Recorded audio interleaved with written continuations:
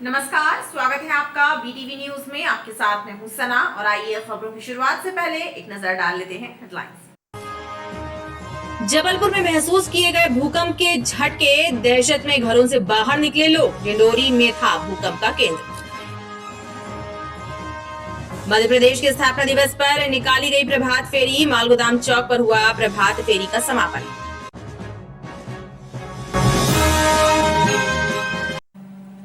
मंगलवार की सुबह एकाएक धरती के हिलने का एहसास होते ही पचपेड़ी, लालमाटी, बरेला, डुंगरिया, ग्वारीघाट समेत कुछ अन्य इलाकों में लोग अपने घरों से बाहर निकल आए। सुबह 8:44 पर महसूस हुए ये झटके भूकंप के थे। दरअसल भूकंप का केंद्र डिंडोरी था और उसकी तीव्रता 4.3 रिएक्टर थी। भूकंप आने की खबर से ही शहरवासियों में थोड़ी दहशत भी बनी रही, क्योंकि वो भूकंप की एक बड़ी त्रासदी झेल चुके हैं। मंगलवार सुबह 8:44 पर जबलपुर के बड़ी ओमती, लालमाटी, रांझी, बरेला, पनागर, पचपेड़ी समेत अन्य इलाकों में भूकंप के झटके महसूस किए गए। एकाएक धरती हिलने का एहसास होने लगा, जिसके बाद कई स्थानों पर लोग अपने घरों से बाहर निकल आए। बरेला के देवरी, बसनिया गांव में भी इसका असर रहा।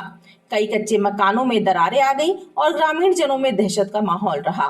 भूकंप आया रहा, बैठा रहा वहाँ पे, मुझे आके बता गए कि क्या हुआ क्या हुआ। जब देखे तो घर भी चटक चुके, दरारें फट गई हैं। अब डिवरी बस नहीं है किसी में। हमारा तो बर्तन स्टैंड हेलो तो और पलंग सही हेलो तो घर से निकल के आप बाहर भगे थे। हाँ। लालमाटी, चांदमारी क्षेत्र के लोगों ने भी भूकंप को महसूस किया और उनके जहन में वर्ष 1997 में हुई भयावह त्रासदी की यादें ताजा हो गईं। मैं सोया हुआ था, पलंग में बिल्कुल लेटा हुआ था। अचानक पलंग हिलने लगा। मिसेस को बोला भूकंप आया है, तो मिसेस हंसने लगी, विश्वास नहीं कर रही थी। थोड़ी देर बाद उसने व्हाट्सएप पे देखा कि सही में भूकंप आया है। पौने नौ करीब का टाइम था। ये बात मेरे परिवार वालों को बोली तो विश्वास नहीं कर रहे थे, पर बाद में उन्होंने उस बात को समझा। एक डर सा लगा था, क्योंकि इसके पहले भी 97 में भूकंप आया था, जो कि बड़े पैमाने में था। उससे ये कम था, लेकिन डर था लोगों को। तो जिस समय झटका आया उस समय फिर घर के बाहर निकलने के लिए निकले थे और उसी समय शांत हो गया। सर 8:44 पे हम अपने घर पे बैठे हुए थे सोफे पे। अपने आप ऐसा महसूस हुआ कि कुछ हिल रहा हैगा। फिर हम लोगों ने आपस में मिलके कंफर्म किया कि ये भूकंप का ही झटका है। ये महसूस हुआ कि अभी भूकंप आया है। कौन सा क्षेत्र है? सर ये लाल मिट्टी क्षेत्र है, द्वारका बाढ़ है, सेठ गोविंदास बाढ़। 8:44 में मैं अपनी छत पे पानी नहीं डाल रहा था गमलों में, तो समय ऐसा लगा जैसे कोई मतलब झटके आ रहे हैं, मतलब हल्के हल्के नॉर्मल। उस समय तो पता नहीं चला कुछ ऐसे, मतलब अचानक से वो निकल गया। जो 97 हुआ था उससे तो काफी कम ही था, मतलब ये एकदम से ऐसा कंपन हुआ, वो मैंने महसूस किया। उसके बाद में फिर बाहर निकल के देखा तो लोगों ने चर्चा की कि यहाँ भूकंप आया। तब मैंने तो उसी समय महसूस कर लिया था, जबकि मैं बैग उठाने जा रहा था। हल्के से पैरों के ऐसे लगा कि कुछ कंपन हुआ है। ये मैंने महसूस किया हूँ, भूकंप आया है ये तो महसूस किया हूँ, और आजू बाजू के सारे लोगों ने महसूस किया। हाँ, मैं मोबाइल चला रही थी, मैसेज कर रही थी मैं, तो एकदम से पहले आवाज आएगी, फिर उसके बाद कंपन हुआ है। तो मैं बेड पे बैठी थी तो एकदम से बेड हिला रहा और थोड़ा वो मतलब ज्यादा जोर का था, ऐसा लग रहा था। मैंने तो पहली बार महसूस किया था। बड़ी ओमती पेशकारी स्कूल के पीछे भी रहने वाले लोगों ने बताया कि कुछ लोगों के घरों में दरारें आ गई हैं और उन्हें भी तेज आवाज के साथ भूकंप के झटके लगे हैं। 8:40 पे भूकंप के झटके महसूस किया हमने। सुबह जब वो अचानक से ऐसी बहुत बड़ी सी आवाज़ आने लगी, जैसे कोई हेलीकॉप्टर बहुत करीब आ गया हो, घर के पास आ गया हो, और जिसमें हमने थोड़ी देर तो हम समझ नहीं पाए, लेकिन फिर अचानक से आसपास के लोगों की आवाज़ आई, भूकंप आया, भूकंप के झटके आ रहे, बाहर निकलो बाहर। तो हम लोग बाहर निकले, और बाहर निकले तो थोड़ी देर तो हम लोग समझ नहीं पाए। फिर हम बाहर खड़े थे काफ़ी देर। फिर जब हम लोग आधे पौन घंटे में अंदर आने की हिम्मत तो नहीं थी, फिर अंदर आए घर पे, और घर पे हमने देखा तो कई जगह हमारे घर के अंदर दरारें आ गई हैं, काफ़ी बड़ी बड़ी दरारें हैं, जिसे देखकर हम भी बहुत अचंभित हुए। हमारी सीढ़ी में दरारें आ गई, घर के मकान के अंदर छत पे दरारें आ गई। रांची क्षेत्र में भी कई स्थानों पर एकाएक धरती में कंपन महसूस होने से लोग भयभीत नजर आए। धमाका बस से आई है, बस हम गाड़ी से में बैठे थे, निकल रहे थे काम के लिए। हाँ, ऐसे लगा कोई बम बम में फूट रहा है। मुझे तो एकदम से नहीं आया, झटका टाइप का लगा और ऐसा लगा जमीन थरथरा गई है और सीट भी थरकने की आवाज आई थी। अपर कलेक्टर शेर सिंह मीणा ने बताया कि भूकंप के झटकों से जबलपुर क्षेत्र में जान माल का नुकसान नहीं हुआ है। और भूकंप का केंद्र बिंदु डिंडोरी में बताया जा रहा है। नेशनल सेंटर फॉर सिस्मोलॉजी के आधिकारिक बुलेटिन के अनुसार 3.9 रेक्टर स्केल के मैग्नीट्यूड का ये भूकंप है ये, और जबलपुर क्षेत्र में इससे किसी प्रकार के जान माल नुकसान की कोई अभी तक सूचना नहीं है। सर, बात की जाए जयवर्ण क्षेत्र में कहीं दीवारों में दरारें आई हैं, कई जगह भूकंप के काफ़ी झटके पाए गए हैं, कुछ पुष्टि आई है आपके पास? नहीं, इस तरह की कोई भी जानकारी नहीं है, ना ही उसकी पुष्टि कर सकते हैं। अगर इस तरह की कोई जानकारी मिलेगी तो हम उसको कंफर्म करके। अभी तक क्या जानकारी आई है अपने पास? अभी तक जबलपुर सीमा क्षेत्र के अंतर्गत किसी भी प्रकार का कोई नुकसान नहीं हुआ है। तो भूकंप का केंद्र कहाँ पाया गया है? जैसा नेशनल सिस्मोलॉजिकल सेंटर के बुलेटिन के अनुसार बताया गया, वो डिंडोरी के आसपास कहीं किसी जगह। भूकंप के झटके महसूस होने के बाद से ही लोगों में हड़कंप मचा रहा। हालांकि कुछ देर बाद हालात सामान्य हो गए।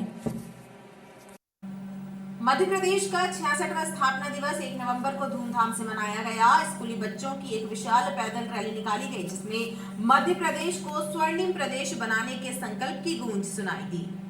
1 नवंबर को हर वर्ष की तरह इस वर्ष भी मध्य प्रदेश का स्थापना दिवस मनाया गया। शासकीय स्कूलों के बच्चों की एक पैदल रैली सिविल लाइन क्षेत्र से निकाली गई, जिसमें बड़ी संख्या में बच्चे शामिल रहे। इस रैली के साथ सप्ताह भर चलने वाले कार्यक्रमों का आगाज हुआ।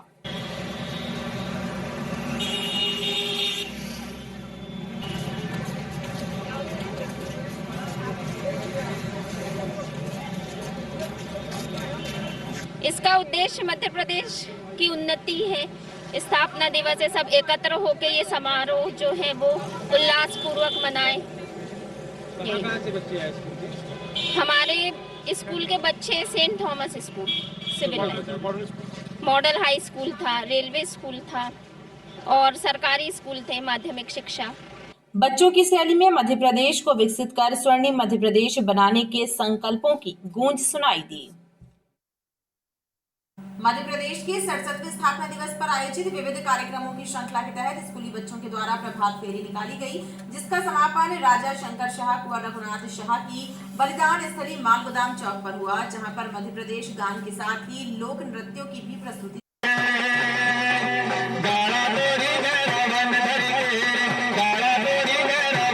मध्य प्रदेश का 67वां स्थापना दिवस धूमधाम से मनाया जा रहा है। इसके तहत आयोजित कार्यक्रमों की श्रृंखला में स्कूली बच्चों के द्वारा प्रभात फेरी निकाली गई, जिसमें बड़ी संख्या में छात्र छात्राओं समेत विभिन्न संगठनों के सदस्य भी शामिल रहे। प्रभात फेरी का समापन मालगोदाम चौक में हुआ, जहां पर collector Ilaiya Raja T, cantt विधायक अशोक रूहानी, मध्य प्रदेश जन अभियान परिषद के उपाध्यक्ष डॉक्टर जितेंद्र जामदार भी मौजूद रहे और उन्होंने नशा मुक्त समाज का निर्माण करने एवं बेटी बचाओ बेटी पढ़ाओ की शपथ दिलाई।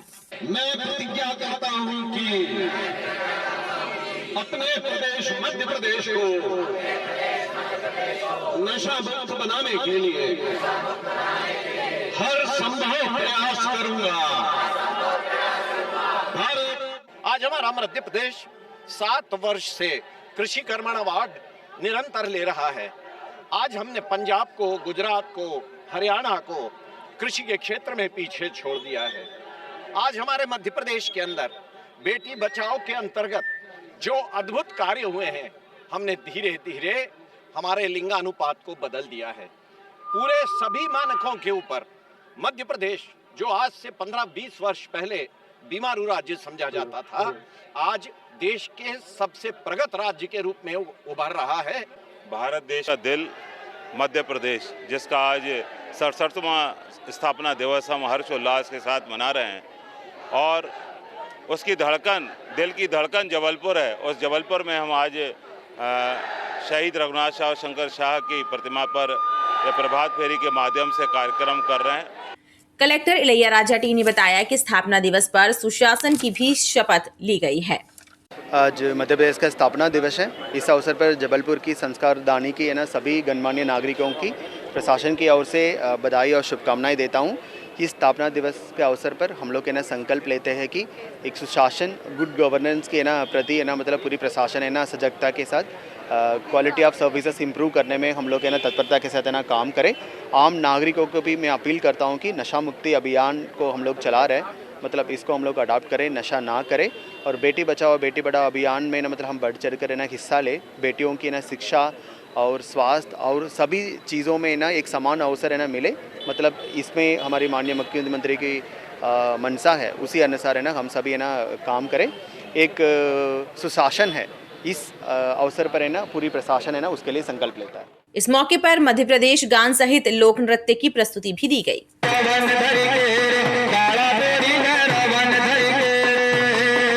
सड़क की जमीन पर काबिज अतिक्रमण नहीं हटाए जाने से परेशान मझौली निवासी एक युवक ने कलेक्ट्रेट कार्यालय में आयोजित जनसुनवाई में शिकायत दी है। उसका आरोप है कि तहसीलदार के द्वारा इस मामले में कोई कार्यवाही नहीं की जा रही है। जनसुनवाई में इस बार आवेदकों के लिए चाय बिस्किट का भी इंतजाम रहा। कलेक्टर के अनुसार प्रदेश के स्थापना दिवस के अवसर पर आरंभ हुई ये व्यवस्था आगे भी जारी रहेगी। मझौली से आए सुमित रजक ने बताया कि मझौली तहसीलदार के द्वारा सड़क की भूमि पर काबिज अतिक्रमण नहीं हटाए गए, लिहाजा आवागमन में परेशानी हो रही है। इसकी शिकायत सीएम हेल्पलाइन में भी की गई, उसके बाद भी कोई कार्यवाही नहीं हुई। वहाँ सड़क है, शासकीय भूमि में तहसीलदार कब्जा नहीं छुड़वा रहा और कहता है तुम्हारा कुछ नहीं होगा और सीएम हेल्पलाइन का भी उल्लंघन करता है और कहता है शिकायत वापस ले लो। कौन है क्या नाम है? तहसीलदार है प्रदीप मिश्रा। कलेक्टर क्यों आए? हाँ, कलेक्टर क्यों आए? आप वहाँ कोई काम नहीं कर, आदेश का पालन नहीं कर रहा। वहीं सिहोरा तहसील के पास से आए नरेश कुशवाहा ने भी नक्शा रिकॉर्ड दुरुस्त कराने की मांग की है। हमारी 9 आरे जमीन में 1182 रकबा की जमीन में 9 आरे का नक्शा कटवा लिया है अगली पार्टी ने, 1178 वालों ने, जिनका रोड में कोई फ्रंट नहीं है और रोड में उनका नक्शा आ गया है आज की पोजीशन पे। किसने किया ये मतलब बड़े पिताजी के लड़के हैं, हाँ, राजकुमार कुशवाहा। क्या मांग करते हो आप? मांग ये करते हैं कि इस आदेश को रद्द किया जाए और हमारी नई सिर से जांच करवाई जाए पूरी जमीन। जनसुनवाई में आए अन्य आवेदकों ने भी अपनी परेशानी से अधिकारियों को अवगत कराया। मेरे बिल्डिंग के खाली एरिया जगह पे मैंने अपनी पहले से लोग पार्किंग बना के रखे हुए हैं, उसी जगह पर मैंने अपने सबके खाली होने के बाद जब मुझे किसी ने जगह नहीं दिया गाड़ी रखने के लिए, मेरी गाड़ी बारिश में ख़राब हो रही थी, जहां अपार्टमेंट सालों से सर लोगों ने 20 साल से जो रह रहे हैं उन्होंने कब्जा करके रखा है, 2 व्हीलर 4 व्हीलर नक्शे के विपरीत जाकर पक्का निर्माण करके रखा है सर। उन्होंने शिकायत करी आपने? हमने किसी की शिकायत नहीं की सर, हमें जरूरत नहीं थी। हम शिकायत करने पर हम बोले आपसे समझा सुलझ जाएगा, हम उससे रिक्वेस्ट करते रहे बार बार अनुरोध करने के बाद भी नहीं हुआ। तो हमने जो कचरा फेंकने की खाली जगह थी कुछ 1 साल पहले सफाई करा के 1 साल पहले हमने वहाँ बना लिया सर 2 व्हीलर और पार्किंग। किसी को कोई सुविधा नहीं है, सिर्फ एक वहाँ जो एसएल मरकाम जी रहते हैं उनकी 2 व्हीलर की पार्किंग है और नक्शे के विपरीत अतिक्रमण करके रखा उन्होंने 20 सालों से। एक 2 व्हीलर की पार्किंग को पक्का निर्माण करके रखा है और एक 4 व्हीलर के लिए वो सालों से कम 15 साल से वो वहाँ पे अपनी 4 व्हीलर उनकी 2-2 3-3 4 व्हीलर रखते हैं वहाँ पे। और हमने कचरे फेंकने की जो खराब जगह थी उसको सफाई करा के जी क्या मांग कर रही हो? हम ये मांग कर रहे हैं, उन्होंने हमारी कंप्लेन गलत और झूठी कंप्लेन करके शिकायत करी नगर निगम। शिकायत निरस्त की जाए सर, निरस्त की जाए, हम ये चाह रहे हैं। हम नहीं चाहते किसी का भी पार्किंग, क्योंकि लोग गाड़ी तो वहीं करेंगे पार्किंग में, कहाँ जाएं? मैं यहाँ कलेक्टर के पास इसलिए आई हूँ कि मेरे पिताजी यहीं सर्विस करते थे, यहीं कलेक्ट्रेट में करते थे, ना पेंसिल और ना कुछ हम मम्मी को लाभ हुआ, मतलब बहुत परेशान है हम। क्या मांग करती हो आप? सर पेंसिल और नौकरी। पेंसिल नहीं मिल रही? पेंसिल भी नहीं मिल रही। हाँ, 2000 बर्तन मांजने जा रहे हैं। वहीं मध्य प्रदेश के स्थापना दिवस के उपलक्ष्य में कलेक्टर लैया चट्टी ने नई पहल करते हुए आवेदकों के लिए चाय बिस्किट का प्रबंध किया है।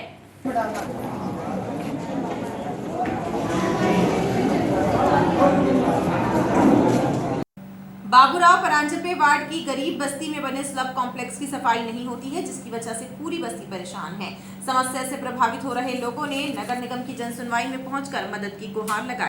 नगर निगम साप्ताहिक जनसुनवाई में इस सप्ताह कुल 9 शिकायतें सामने आईं, जिनमें अतिक्रमण की शिकायतें सबसे ज्यादा रही। पोलीपाथर दादा बाबूराव परांजपे वार्ड से आए लोगों ने अधिकारियों को बताया कि गरीब बस्ती में बने सुलभ कॉम्प्लेक्स की सफाई नहीं होती है, जिसके कारण क्षेत्रीय लोग बीमार हो रहे हैं और जिम्मेदार अधिकारी ध्यान नहीं दे रहे हैं।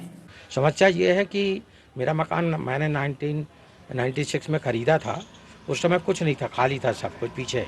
फिर बस्ती धीरे धीरे बस सार्वजनिक शौचालय नगर निगम द्वारा बना दिया गया। अब वहाँ ना तो पानी है की व्यवस्था है और ना ही वहाँ सार्वजनिक शौचालय की सफाई होती है।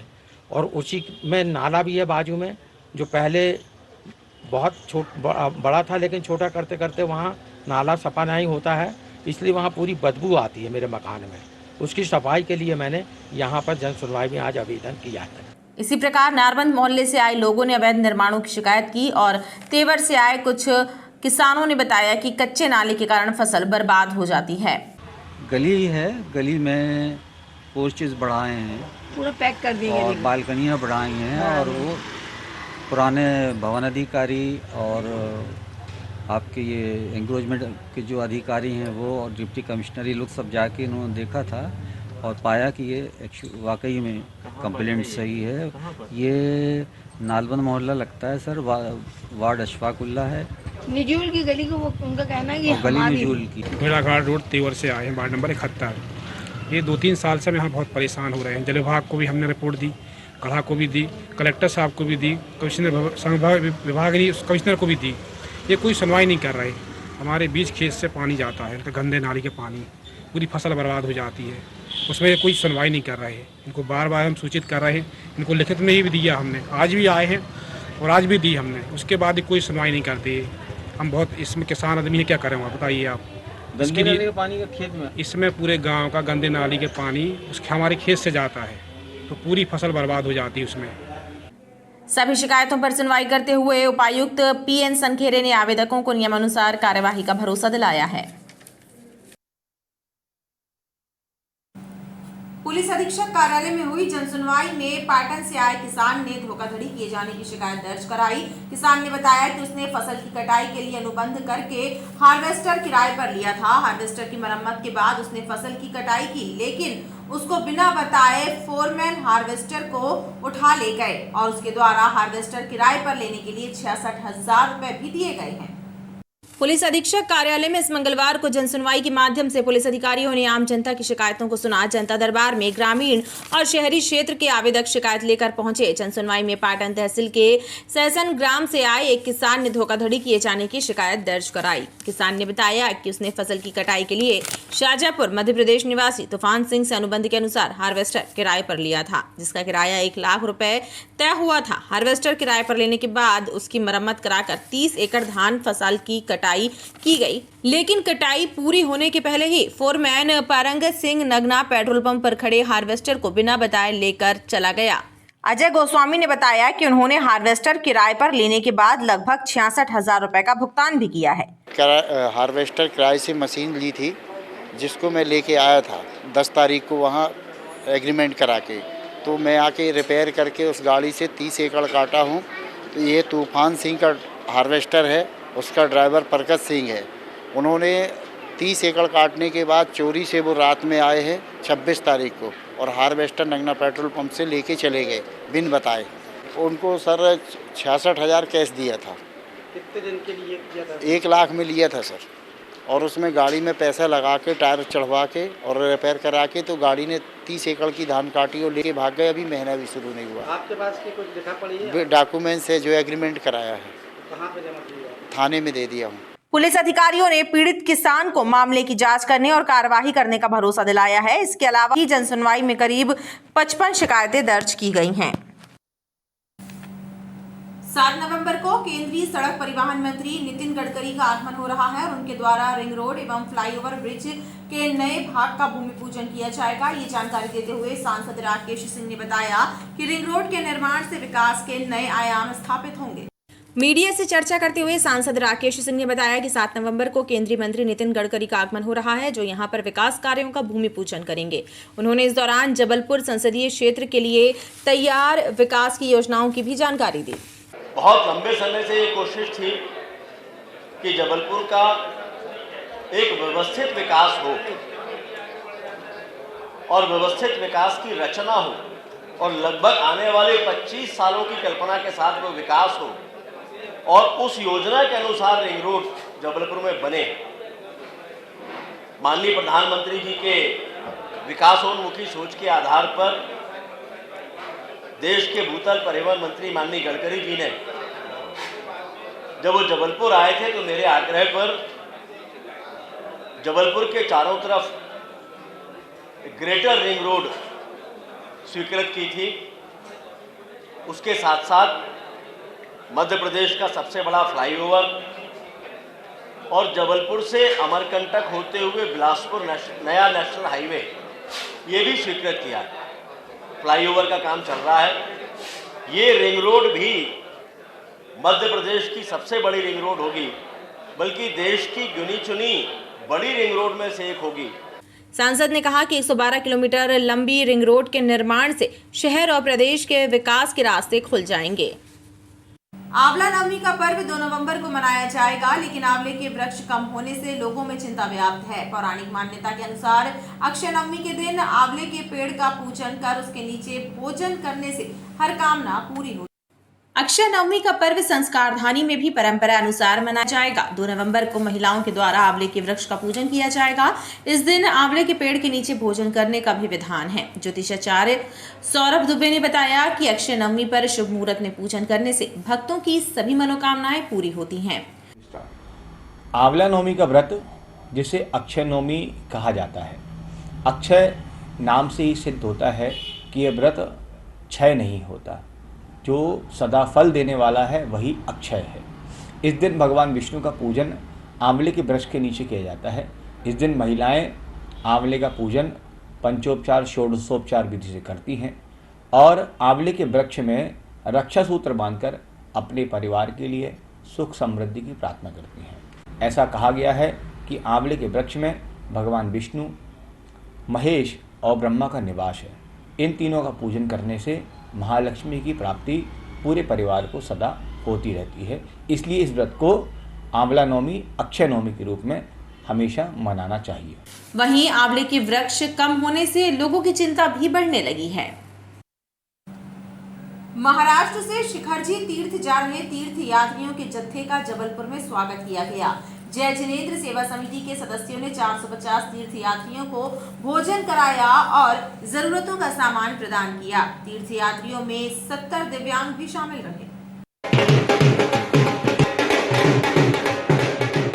महाराष्ट्र सकल जैन समाज द्वारा प्रतिवर्ष सैकड़ों श्रद्धालुओं को शिखरजी तीर्थ की निःशुल्क यात्रा कराई जाती है, जिसका जगह जगह स्वागत होता है। ऐसे ही 450 तीर्थ यात्रियों के एक जत्थे का जबलपुर में स्वागत किया गया। इस जत्थे में 70 दिव्यांग भी शामिल रहे।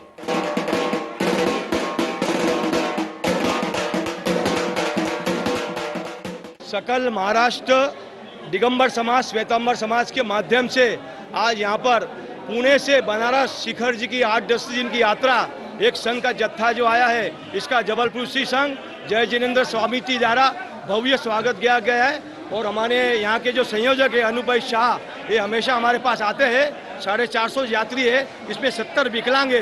टोटल निःशुल्क यात्रा कराते हैं। जबलपुर श्री संघ जय जिनेंद्र समिति द्वारा आज इनको भोजन उपलब्ध कराया गया है। गौरतलब है कि झारखंड में शिखरजी तीर्थ है, जो जैनों का प्रमुख तीर्थ स्थान माना जाता है। जैन धर्म के 24 तीर्थंकरों में से 20 तीर्थंकरों को इसी स्थान पर मोक्ष की प्राप्ति हुई थी।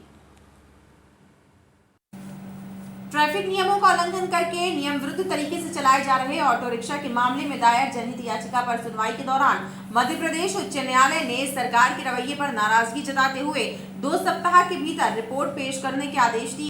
जबलपुर और पूरे प्रदेश में नियम विरुद्ध चल रहे ऑटो रिक्शा मामले में दायर जनहित याचिका पर हुई सुनवाई के दौरान याचिकाकर्ता सतीश वर्मा के द्वारा बताया गया कि पूरे प्रदेश में ऑटो चालक कॉन्ट्रैक्ट कैश परमिट का उल्लंघन कर रहे हैं। 15 से 25 सवारी वो 3 सवारी परमिट में ले जा रहे हैं।